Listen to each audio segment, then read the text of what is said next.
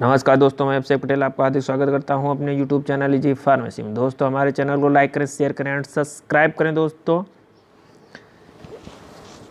हम लोग पढ़ रहे हैं health education and community pharmacy को। दोस्तों हम लोग हिंदी में पढ़ रहे हैं और बड़ी ही सरल भाषा में पढ़ रहे हैं, जो कि हम लोगों को बड़े आसानी से समझ में आ रहा है। ठीक है, तो दोस्तों हम लोग health education and community pharmacy के demography and family planning chapter को पढ़ रहे हैं, जिसमें एक टॉपिक आता है आपका कंट्रासेप्टिव मेथड्स, जो परीक्षाओं में बहुत ही अधिक बार पूछा गया है और निरंतर पूछा जा रहा है। कंट्रासेप्टिव मेथड्स, गर्भ निरोधक विधियाँ क्या हैं? कई वैज्ञानिक जांच और विश्वसनीय गर्भ निरोधक तरीके उपलब्ध हैं। ठीक है, जो एक युगल को अवांछित गर्भधारण से बचने में मदद करते हैं। युगल का मतलब आप समझ रहे होंगे, जोड़े का मतलब होता है मेल और फीमेल, सॉरी और मेल और फीमेल के बारे में। युगल का शब्द का मतलब होता है मेल और फीमेल के बारे में, यानी कि स्त्री और पुरुष के संबंधों के बीच को दर्शाता है युगल। युगल को वांछित गर्भधारण यानी कि अनचाहे गर्भधारण में मदद करता है। क्या? गर्भ निरोधक विधियाँ। ऐसे व्यक्तिगत मामलों में व्यक्तियों की प्राथमिकताएं बदलती हैं और वे केवल एक विशेष समय अवधि में ही अपने लिए सबसे अच्छा और सबसे अधिक स्वीकार्य गर्भ निरोधक विधि तय कर सकते हैं।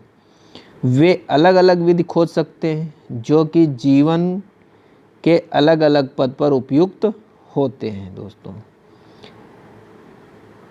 एक प्रसूति शास्त्री यह परिवार नियोजन के उपाय स्वीकार करने से पहले सुनिश्चित करती है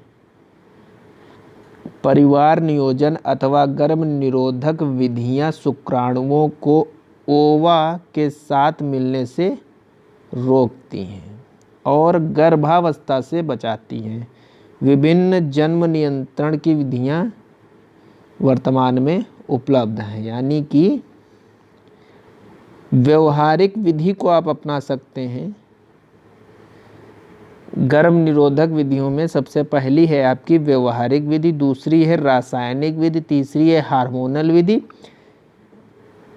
और चौथी है गर्भाधान विधि, पांचवी है प्राकृतिक और यांत्रिक है और टर्मिनल विधि है। इन सभी विधियों को हम लोग बहुत ही अच्छी तरीके से पढ़ेंगे। दोस्तों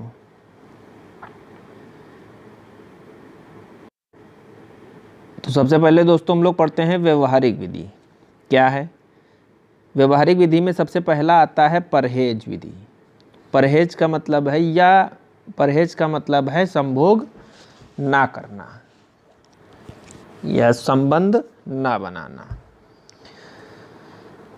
यह विधि 100% प्रभावी है। जब जाहिर सी बात है, जब आप संभोग नहीं करेंगे तो गर्भधारण नहीं होगा। यह प्राकृतिक शारीरिक अंतर्ज्ञान को कम करने की मात्रा है, जो तंत्रिका टूटने के अप्रत्याशित परिवर्तन के कारण हो सकता है। इसलिए ये विधि सामान्य व्यक्तियों के लिए उपयुक्त नहीं है। दोस्तों दूसरी है संभोग विधि। यह विधि स्वैच्छिक प्रजनन क्षमता का सबसे पुराना तरीका है, जिसमें पुरुष अपने वीर्य को यौन में जाने से रोक लेता है और यौन में वीर्य जमाव को रोकता है। हालांकि यह विधि सीमित और व्यवहारिक से लागू होती है। सबसे प्रभावी विधि है संभोग और सबसे अगला देखते हैं दोस्तों, कैलेंडर विधि। कैलेंडर विधि क्या कहता है? यह विधि मासिक चक्र के 16 से 12 दिन पहले अंडोत्सर्ग के तथ्य पर आधारित होती है।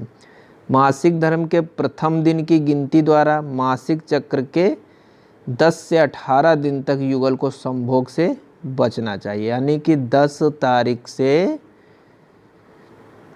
मासिक धर्म के 10 तारीख से 10 से 18 तक आपको संभोग से बचना चाहिए। हालांकि यह विधि विश्वसनीय नहीं है, यह विधि विश्वसनीय नहीं है। कभी कभी इसके बाद भी संभोग करने से गर्भधारण हो जाता है, क्योंकि महिलाओं का मासिक चक्र अलग अलग हो सकता है। बिल्कुल सभी महिलाओं का मासिक चक्र अलग अलग हो सकता है और गर्भधारण हो सकता है।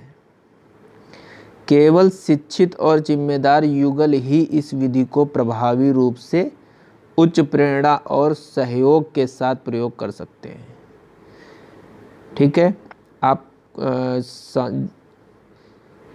इसमें जो है ये सारणी नीचे बताई गई है, यह दर्शाती है कि कुछ सुरक्षित और असुरक्षित जिस समय जिसके दौरान एक युगल संभोग कर सकता है या नहीं कर सकता है, यह लोग अब जानेंगे। तो इसमें जो है 1 तारीख से 9 तारीख तक संभोग करने को कहा गया है और 10 है, 11, 12, 13, 14, 15, 16, 17, 18 को संभोग करने से मना किया गया है। 19, 20, 21, 22, 23, 24, 25, 26, 27, 28 को आप संभोग कर सकते हैं और नीचे बताया भी गया है। 1 से 5 दिन मासिक धर्म को दर्शाता है, 1 से 5 मासिक धर्म को दर्शाता है। 6 से 9 सुरक्षित समय दर्शाते हैं। 1 से 5 जो है ये मासिक धर्म को दर्शाता है, 6 से 9 सुरक्षित समय को दर्शाता है। ठीक है, जिससे गर्भधारण नहीं हो सकता। 10 से 18 सुरक्षित समय दर्शाता है जिसमें गर्भधारण हो सकता है, जैसा कि मैंने आपको बताया था। 19 से 28 दिन सुरक्षित समय दर्शाता है जिसमें आप गर्भधारण नहीं हो सकता है।